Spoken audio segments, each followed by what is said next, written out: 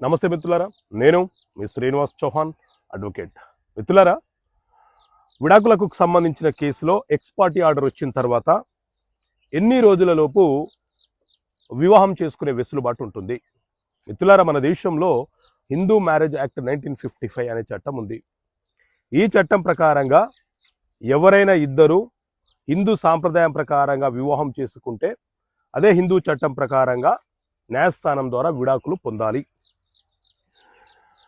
భార్యాభర్తలు ఇద్దరి మధ్య వైవాహిక జీవితం సరిగా లేనప్పుడు వారు విడాకులకు ఫైల్ చేసుకున్నప్పుడు భర్త న్యాయస్థానంలో విడాకులు కావాలని ఫైల్ చేస్తే భార్యకు నోటీసులు వెళ్ళిన తర్వాత భార్య కనుక స్పందించకపోతే భర్తకు ఎక్స్ పార్టీ ఆర్డర్ విడాకులు న్యాయస్థానం విడాకులు మంజూరు చేస్తుంది.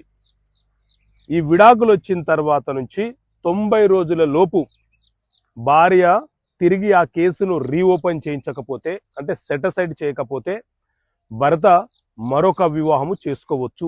అప్పుడు ఆ వివాహము చట్టబద్ధమైనటువంటి వివాహం అవుతుంది. కాబట్టి విడాకుల కేసులో మీకు నోటీస్ వస్తే మీరు స్పందించాలి. స్పందించకపోతే అవతల వ్యక్తికి ఆర్డర్ వచ్చే ప్రమాదం ఉంటుంది. దానితో భార్యాభర్తలు ఇద్దరి మధ్య విడాకులు జరిగిపోయినట్లే. కాబట్టి తస్మత్ జాగ్రత్త. నోటీసులు వచ్చాయి కదా అని అడ్వకేట్ని పెట్టుకోకుండా నిర్లక్ష్యం చేస్తే మీరు నష్టపోయే ప్రమాదం ఉంటుంది. ఓకే మిత్రులారా, థ్యాంక్ యూ. జై హింద్.